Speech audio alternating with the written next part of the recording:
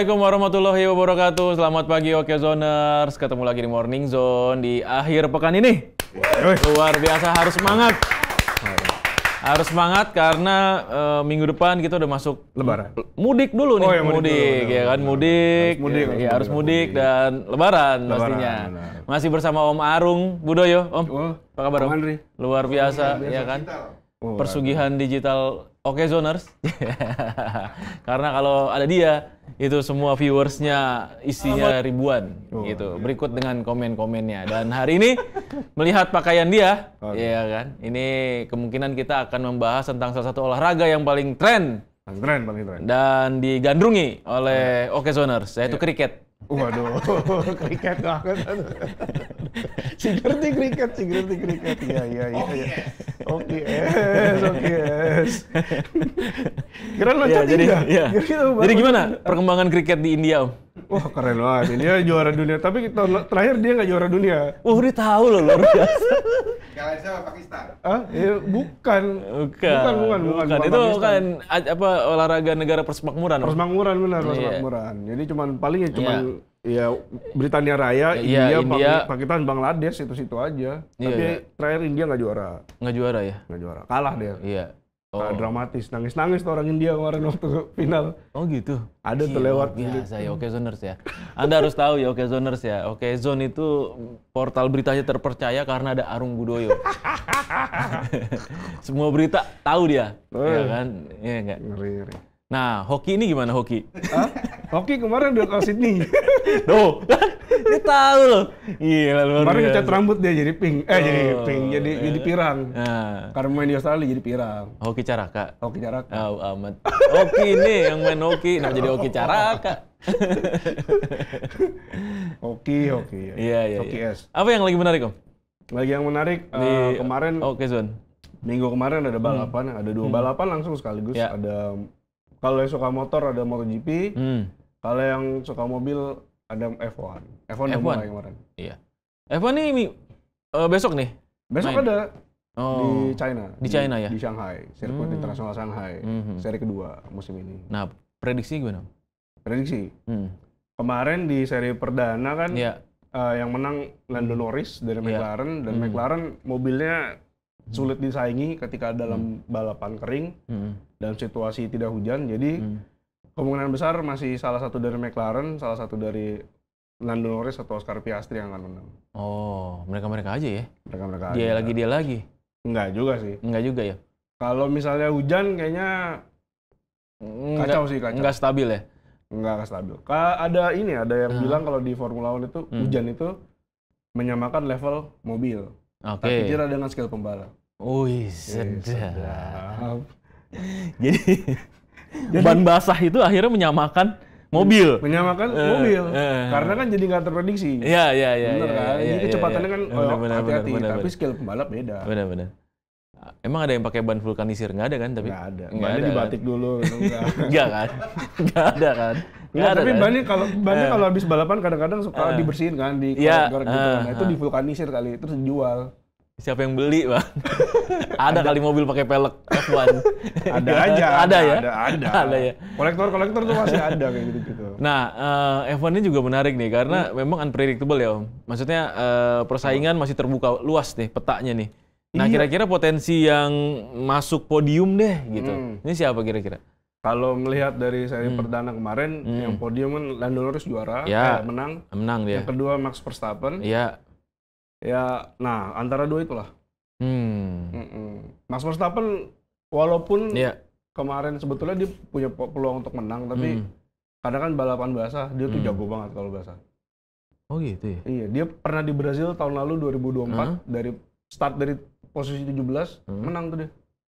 Gila. Balapannya basah. Nah, iya. Kalau misalnya balapannya nggak basah, mungkin McLaren akan susah dikejar. Dia cupu ya? Apa? Si Max. Iya. Kalau kering. Kalau kering nggak juga. Mobilnya soalnya yang agak-agak bermasalah dari tahun lalu. Oh gitu. Dia juara dunia 4 kali. Iya. 4 kali 4 tahun beruntun gitu. Nah, pokoknya enggak, maksudnya di tahun ini mobilnya. Mobilnya yang bermasalah justru ya. Mobilnya bermasalah. Karena Red Bull ditinggal perancang mobilnya yang kalau pencinta F1 tahu namanya Adrian Newey. Dia dibilang ini pengendali angin. Iya, tahu. Jadi dia yang aerodinamisnya. Ya, aerodinamisnya. Jadi dia tuh bisa nebak. Orang kan ini ya, biasanya orang nebak angin kemana. Iya. Kalau kata pencinta F1, angin yang menurut dia. Wih, gila. Padahal persoalannya kan angin tak dapat membaca. Iya benar. Sedih. Aduh. Iya. Nah, dia dibilangnya gitu. Iya. Tapi dia bisa baca angin. Bisa baca angin. Iya, benar. Ngeri banget. Jadi dia kemana-mana tuh suka bawa buku gada-gada tuh yang ada di itu, yang ada di bandara.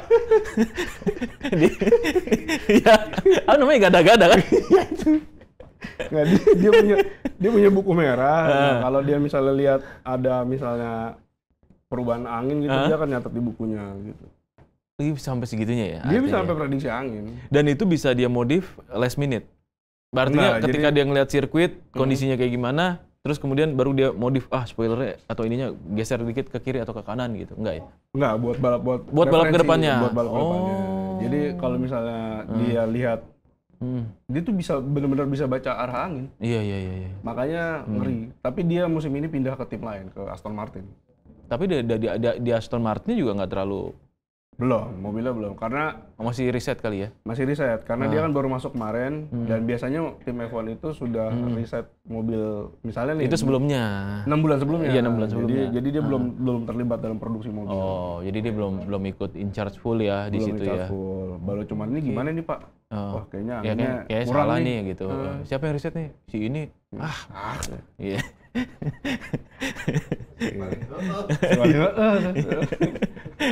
Nah, selain F1 nih, apa lagi yang rame?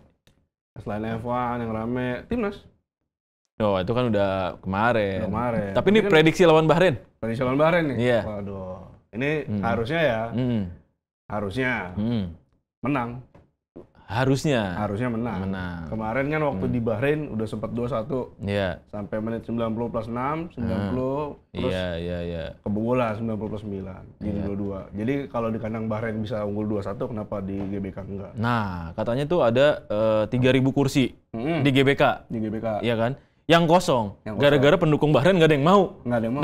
Datang untuk nonton. Takut katanya. Oh gitu. Iya, karena kan karena sebelum habis laga lawan Bahrain kemarin kan ada yang bilang Bahrain curang lah, Bahrain. Iya. Iyalah wasitnya sampai 6 menit. Iya. Sampai 9 menit. Oke, zoners ya.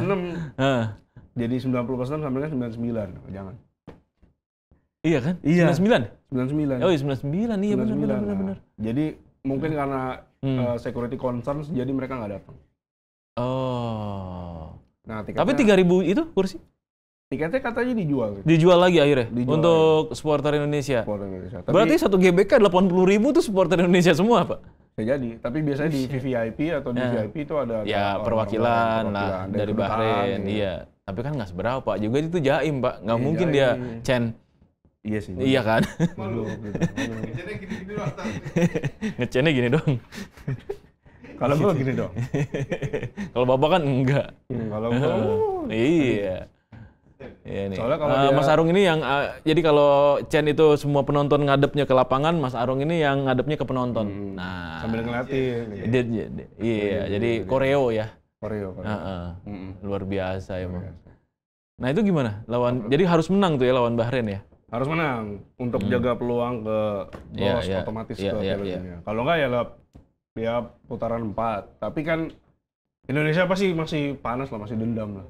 Iya sih, ya. Nggak bisa menang. Dan itu kayaknya penonton ke 12-nya itu yang bakal jadi penentu sih. Betul. Di GBK ya.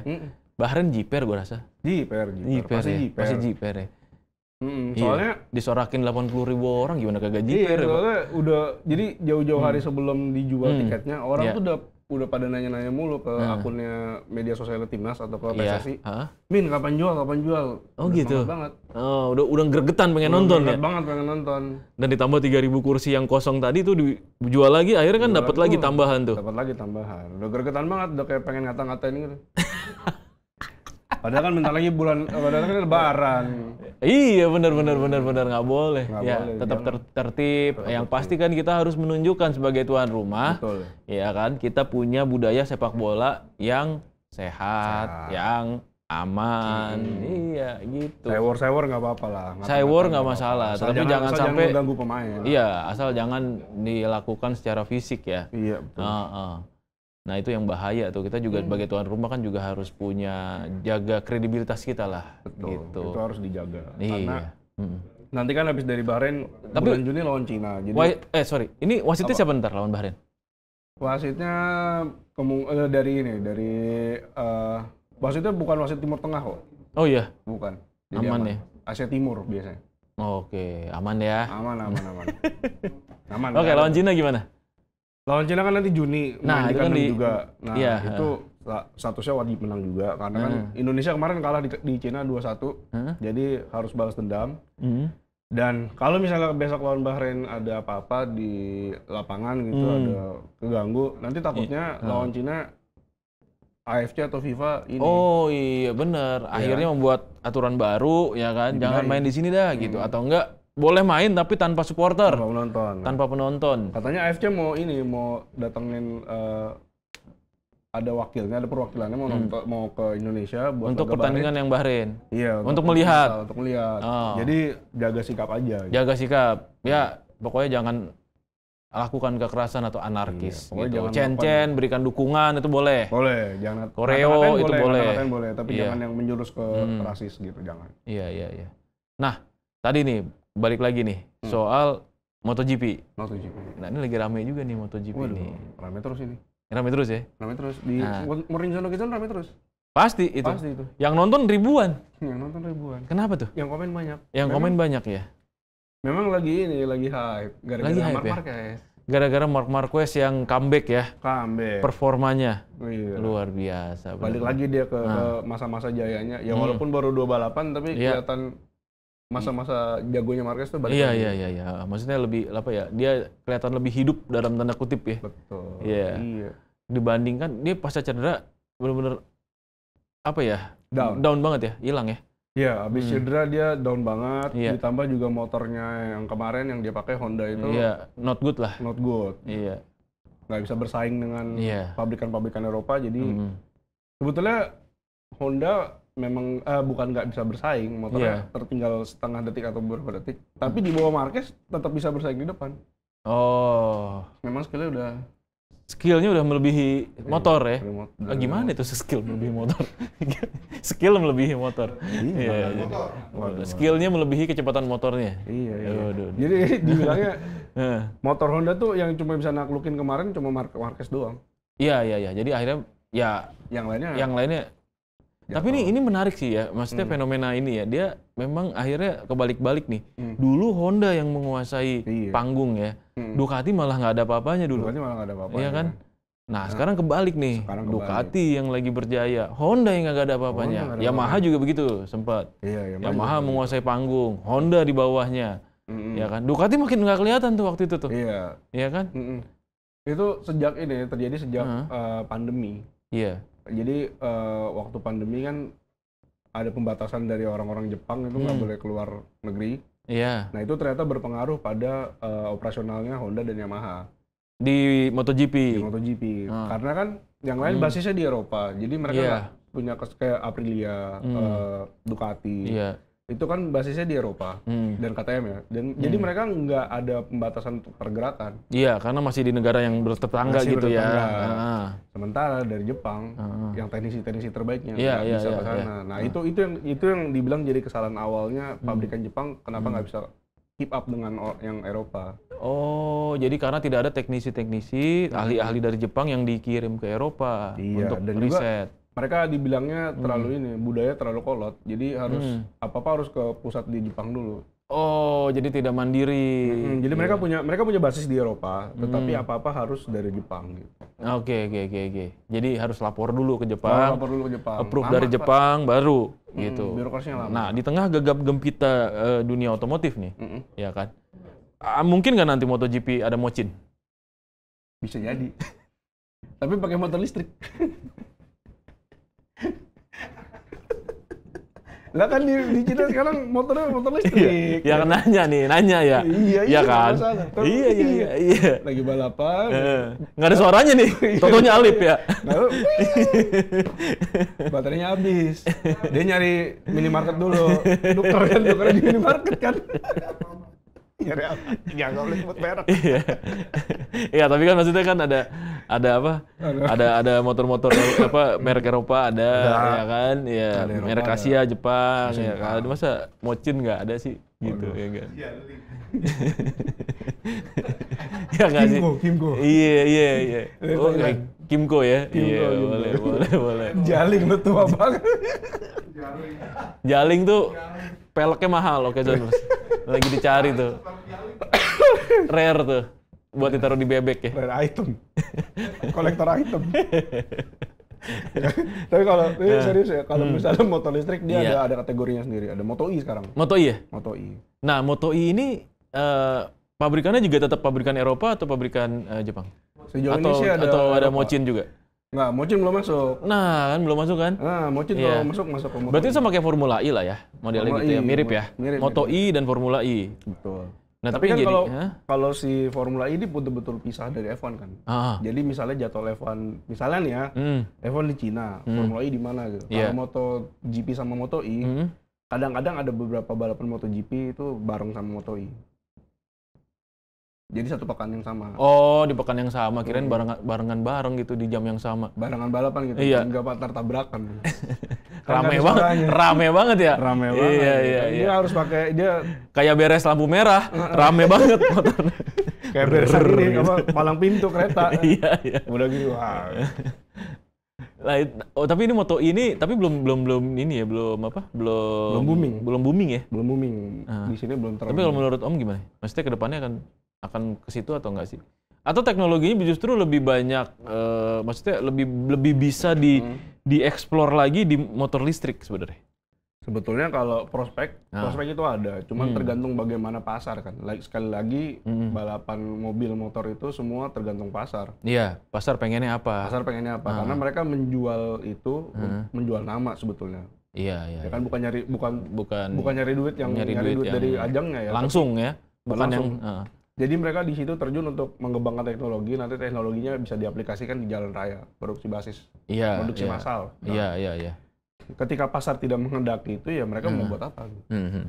Ya misalnya ada pabrikan Jepang yang pernah tampil di MotoGP, dan ketika mereka merasa terlalu mahal dan teknologinya nggak bisa diaplikasikan ke balapan motornya yang di basis jalan raya, dia nggak ikutan lagi. Ya gitu. Oh gitu.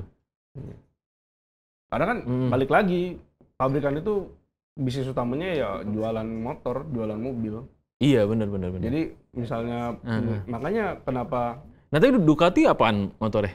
Ada Ducati di Eropa banyak. Di sini juga ada yang punya. Iya, tapi kan maksudnya cc-nya gede-gede. Iya. Panigale kan ada. Nggak ada yang 150. Nah, itu dia. Iya. Harusnya ada sih. Harusnya. Ducati. Iya. Tolonglah bikin motor skutik 150 cc. Benar. Iya kan? Bener kan? Oh, iya. Waktu yang jadi si Honda pernah bikin yang edisi spesial Repsol Honda tuh yang motor ya kan? Iya, laku banget, Pak. Laku banget. Yang itu peleknya oranye kan? Iya, peleknya oranye itu laku banget. Laku Siapa tahu Ducati Indonesia berminat begitu di sini. Nah, bikin. Iya. Tapi pabriknya ada di Thailand sih katanya. Pabrik Ducatinya? Pabrik Ducati. Jadi kalau mau impor dari Thailand. Tapi memang nggak ada produksi yang cc rendah kan? Nggak ada, cc-nya gede-gede. Iya. Listrik belum ya? Ducati listrik ya? belum dia. Listrik menarik pakai Mochin. Cina pokoknya sekarang apa-apa listrik. Oh gitu ya. Iya. Bis TJ aja listrik kan dari Cina. Iya. Ya kan? Tapi yang keren tuh semuanya LED loh lampunya. LED, iya kan? Iya. Dan bisa berubah lagi LED-nya. Jadi lampu rem tahu-tahu jadi lampu sen. Waduh. Gitu. Cakep tuh. Lampu sen jadi lampu taman. Sekalian terangin jalan. Iya, saking terangnya. Jalan 5 meter baterai habis. Buyang. Ya. Lanjut nih, apalagi udah bingung ya mau ngomong apa ya? Tenang. Gara-gara dibelokin Mochin. Pusing. Tapi tadi kita balik lagi ke MotoGP ya, karena di segmen selanjutnya kita akan ngobrol-ngobrol nih, ya kan? Dengan siapa, Om? dengan pengamat namanya Bung Muhammad Pratama. Dengan Bung Muhammad Pratama nih. Nanti kita akan ngobrol terkait soal potensi Ducati terutama ya. Dan terutama Marc Marquez ya. Di 2 laga terakhir ini dia tampil terengginas. Bahasanya. Nah, apakah nanti kemudian di balapan di Amerika ini juga sama nih? Sama. Punya potensi yang menjadi juara, naik podium kah atau gimana? Nanti kita akan bahas lebih lanjut tetap di Morning Zone. Cepat terkoneksi. Lengkap di sini. Okezone.com. Lengkap cepat beritanya. Iya, masih di Morning Zone, masih bersama Om Arung Budoyo. Luar biasa. Luar biasa ya, sekarang udah di-endorse nih dia. Aduh, gak malu Pak ya. Iya, Om, ini kita bahas MotoGP nih ya. MotoGP lagi. 2 kali menang, Marc Marquez. Ini kayaknya bakal jadi ultimate champion nih kayaknya nih di musim ini nih, dominan di musim ini ya. Tapi katanya ada narsum nih. Ada nih. Yang kita mau ajak ngobrol nih. Bener. Siapa nih Kabolta kalau boleh tahu? Namanya Muhammad Pratama, panggilnya Bung Tama. Bung Tama. Iya. Halo, selamat siang Bung Tama. Selamat pagi. Selamat pagi. Pagi dong. Pagi. Bung Tama ini pengamat ini ya? Pengamat motorsport ya. Dia semua balapan tanya sama dia, ngerti dia. Oh iya, serius? Serius? Nah, ini ada balap karung nih, Bung Tama. Si Ujang sama si Ipin, kira-kira yang menang siapa nih, Ci? Enggak dong ya? Enggak dong, masa Ujang? Jangan. Nah, ini mau bahas tentang ini, Bung. Mau bahas tentang Marc Marquez. Nah, ini The Baby Alien ini kemarin menang lagi di Argentina. Ya, di Argentina, sebelumnya di Thailand. Sebelumnya di Thailand. Nah, ini udah 2 kali. Kayaknya mau dominan nih, soalnya yang ketiga kan di Amerika. Gimana nih pendapatnya Bung Tama soal Marquez? Itu dia. Ya kalau pendapatku sih, memang ini udah apa ya? Memang udah habitatnya Marc Marquez ya, ada di papan atas ya. Dan dalam beberapa tahun terakhir kan sebenarnya Marc Marquez juga dilanda sama cedera, kan diganggu sama cedera. Jadi memang fans itu memang sudah rindu dengan Marc Marquez yang 100% pulih gitu, dan ya dia memperlihatkan itu di awal musim 2025 ini dengan memenangi 2 seri langsung gitu. Menarik sih. Menarik ya? Menarik nih. Nah, tapi kan biasanya gini nih, fans tuh kalau melihat yang menang-menang terus kayak Marquez gitu, bosen. Nah, kira-kira kali ini membosankan nggak? Atau misal, kemarin kan 2 kali menang dia ini ya, apa namanya, mundur dulu tuh. Sempat di depan, terus disalip sama adeknya, di Thailand kayak gitu, di Argentina juga kayak gitu. Mirip. Itu bakalan kayak gitu, atau dia tuh bakal ngacir terus aja gitu, di depan? Justru kalau menurutku ya, yang MotoGP itu harus punya sosok yang dominan, dalam artian sosok yang tepat ya untuk mendominasi balapan gitu. Nah, sosok itu ada di Marc Marquez, karena kan kita tahu dia dilabeli pembalap antagonis lah dalam dominasi periode sebelumnya bersama Honda kan. Nah, ini diganggu cedera, udah ada mulai juara-juara baru tuh, pemenang-pemenang baru kan setelah Marc Marquez dilanda cedera terus. Tapi kalau aku ngerasa MotoGP tidak ada Marc Marquez itu ya nggak kayak kurang bumbu ya. Iya, kurang bumbu gitu. Kayak kurang bumbu. Bener. Nggak ada yang mengganggu persaingan pembalap-pembalapnya gitu. Malah kan dalam beberapa tahun terakhir banyak penggemar yang mengeluh kalau legenda balapnya itu kan banyak yang mengeluh kalau MotoGP itu terlalu friendly, terlalu ramah. Jadi pembalap saling ramah tamah gitu, nggak kayak dulu saling sikut. Nah, itu kan terakhir bintang yang saling sikut ya Marquez sama Valentino Rossi kan waktu itu kan. Betul. Nah, itu jadi sebenarnya boleh aja sebuah kompetisi dominan, tapi sosoknya harus tepat siapa yang mendominasi di ajang tersebut gitu.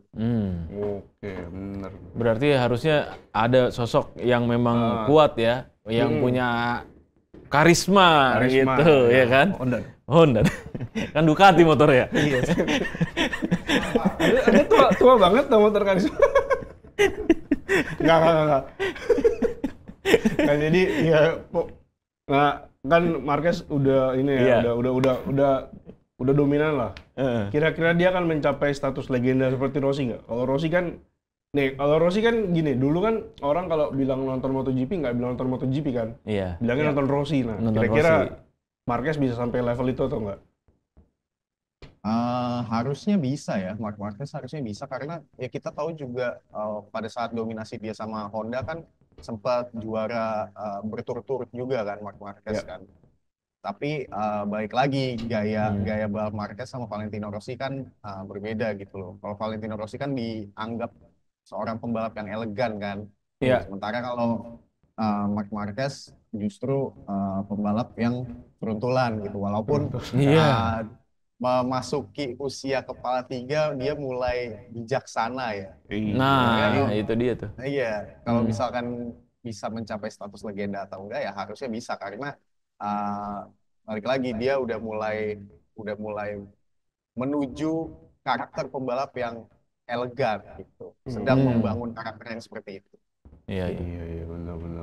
Tapi kira-kira di balap musim ini Marquez ini kira-kira bisa benar-benar nggak ada saingan atau gimana nih kira-kira? Atau mungkin nanti akan ada fluktuasi kira-kira prediksinya di tengah-tengah musim? Dia tiba-tiba turun ya? Iya. Kalau persaingan justru ada tapi dari sesama pembalap Ducati ya paling. Kita tahu kan di 2 balapan 2025 ini yang membuntuti Marquez itu ada Francesco Bagnaia sama Alex Marquez kemarin di Argentina terbaru kan.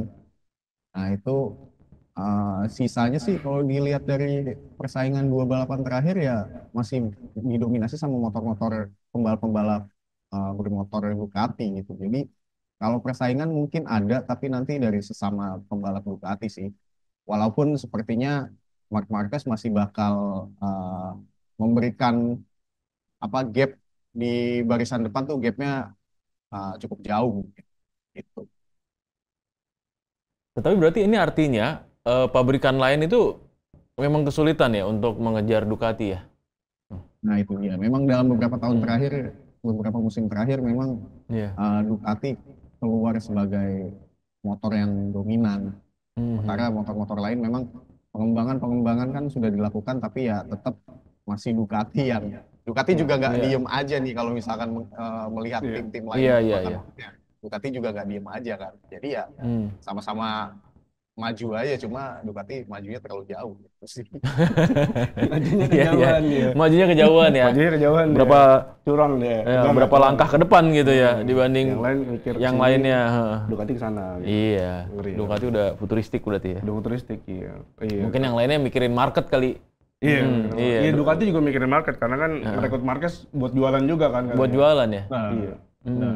Benar. Ya cuman susah beli motornya itu yang jadi persoalan. Jadi cuman beli karismanya doang. Aduh. Karismanya lagi. Bung, tapi prediksinya Bung sendiri gimana nih? Di balap yang ketiga ya nanti di Amerika. Kalau MotoGP Amerika kayaknya sih masih dua pabrikan Ducati masih bakal berada di depan ya. Paling ya balik lagi masih sama seperti 2 balapan sebelumnya lah paling. Alex Marquez, mungkin ada Franco Morbidelli bakal nusuk-nusuk kan.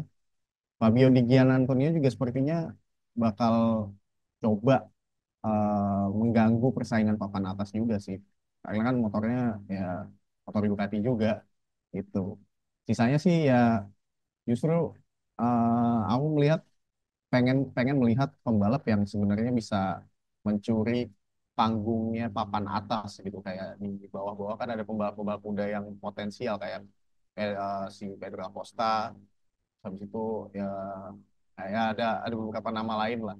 Tapi mungkin Pedro Acosta bisa mencuri panggung pembalap-pembalap papan atas nih. Walaupun untuk bersaing di peringkat 3 teratas ya, top 3 kayaknya masih susah, cuma kayaknya panggung tetap bakal dicuri sama Pedro Acosta karena ya kita tahu karakter Pedro Acosta mirip-mirip sama Marquez sebenarnya. Marquez muda pada saat itu ya.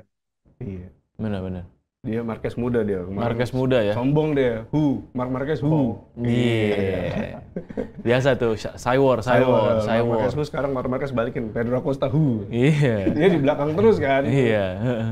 Gila. Tapi mungkin ini juga jadi catatan sendiri ya bahwa memang harus ada pembalap-pembalap muda nih yang mulai nonjol nih untuk bikin riak-riak persaingan. Kayak dulu kan Marquez berani tuh nantang-nantang. Kan? Iya. Nah, Acosta kira-kira siapa lagi nih? Nah. Ogura? Ogura? Berat ya? Ogura masih berat ya kayaknya. Dia juga berat, kayak musim ini kan baru naik ke MotoGP juga kan. Iya. Jadi masih butuh waktu lah kalau Ogura. Kalau Pedro Acosta ini kan ya bener-bener mirip sama Marc Marquez pada zaman muda. Soalnya kan dari kelas Moto3 dia semusim bagus, habis itu naik ke Moto2 musim bagus ya di juara langsung naik ke MotoGP gitu. Hampir sama kayak Marc Marquez. Jadi kemunculannya tuh langsung mengganggu pembalap-pembalap senior yang ada di kelasnya gitu. Tapi belum ada tajinya nih sampai sekarang. Persoalannya di mana? Nah, sampai sekarang. Kalau itu balik lagi ke motornya berarti.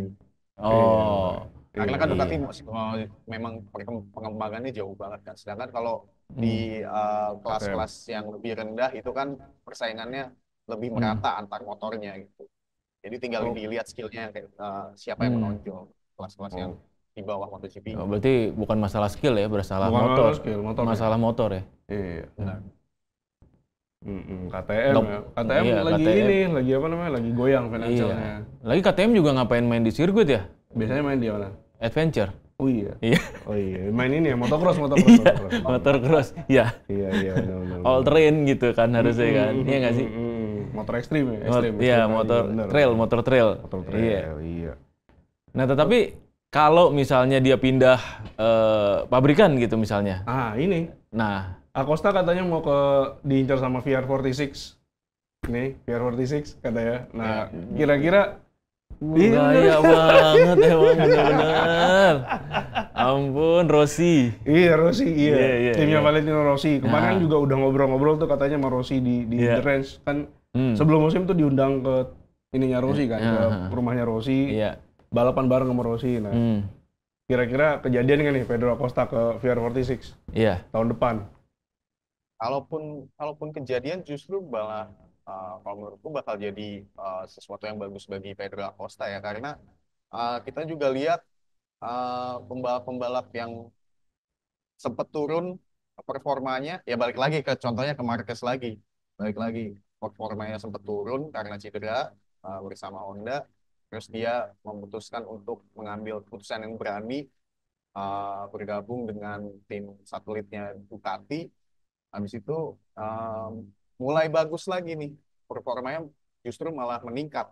Nah itu keputusan-keputusan yang berani seperti itu memang harus dibuat sama pembalap-pembalap yang memang ingin memiliki perubahan sih sebenarnya, ingin memiliki perubahan dan ingin melangkah maju untuk bisa jadi pembalap yang lebih baik. Nah sama kasusnya sama kayak Pedro Acosta, kalau misalkan memang dia mendapatkan tawaran dari VR46, ya kenapa enggak diambil aja kalau misalkan dia memang mencari perubahan atau untuk mau maju berkembang sebagai pembalap.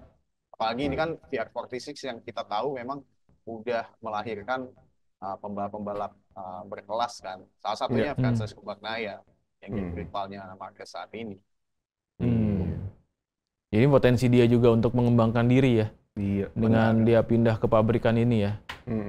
Tapi bisa nggak sih pindah pabrikan di tengah-tengah musim gini? Enggak ya? Nggak bisa ya? Berarti harus nunggu kontraknya habis kalau musim habis. Nggak ada paruh musim ya? Kayak bola. Nggak bisa. Bisa. Cuman itu agak susah. Emang pernah ada? Nggak? Kalau ada waktu itu. Ada dulu ya? Nggak, udah di ujung-ujung sih, nggak sampai. Nggak, ya. Maksudnya Johan Zarco kan dulu pernah di KTM 2019. Terus dia ngerasa frustrasi. Terus dia putus kontrak. Direkrut Honda 2 atau 3 balapan terakhir tahun 2019. Tapi maksudnya udah di ujung, nggak di tengah musim juga. Nggak di tengah musim. Oke. Ini menarik sih nih. Menarik. Kalau misalnya memang dia pindah ya musim depan ya. Tapi so far berarti di sini saat ini kondisinya adalah sebenarnya Marquez ini emang nggak ada yang ganggu secara signifikan ya? Iya, belum ada yang bisa ganggu ya secara signifikan. Belum ya? Dia masih berjaya ya, malang melintang di kemana-mana tuh ya. Iya, masih. Dan di Amerika kemungkinan juga akan menang nih, prediksinya. Kita akan menang.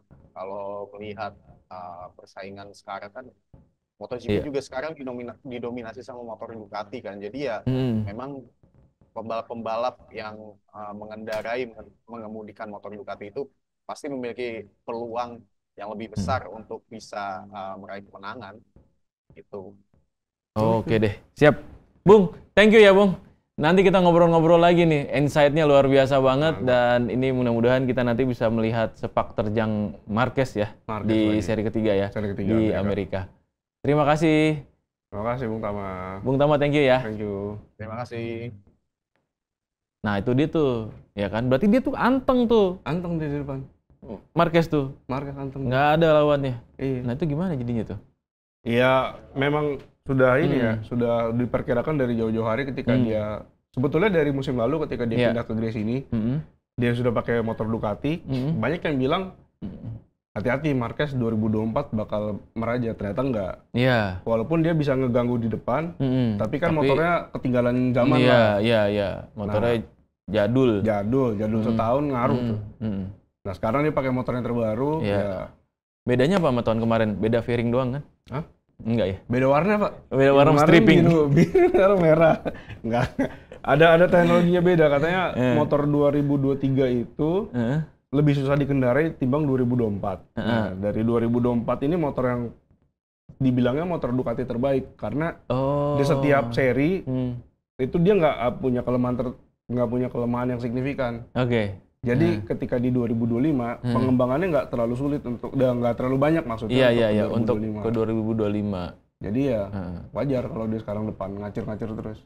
Iya, dan itu memang ujung-ujungnya pada akhirnya dari 6 pembalap Ducati itu masalah skill ya. Masalah skill. Dan itu membuktikan Marquez punya skill di atas 6 orang itu tadi. Iya. Di atas 5 orang. Iya dong? Iya betul. Iya betul kan? Betul. Iya. Ini luar biasa nih Pak. Luar biasa Bang Marquez. Ini akhir pekan jadi kita ngomongnya santai gitu ya. Kita ngomongin balapan, tetapi nanti kita ketemu lagi nih di hari Senin di jam yang sama Om. Ya kan? Yang sama, yuk. Kita tetap masih stay tune di Morning Zone di jam 8 sampai jam 9 pagi. Thank you Om Arung udah hadir ke sini. Kita jumpa lagi minggu depan. Assalamualaikum warahmatullahi wabarakatuh.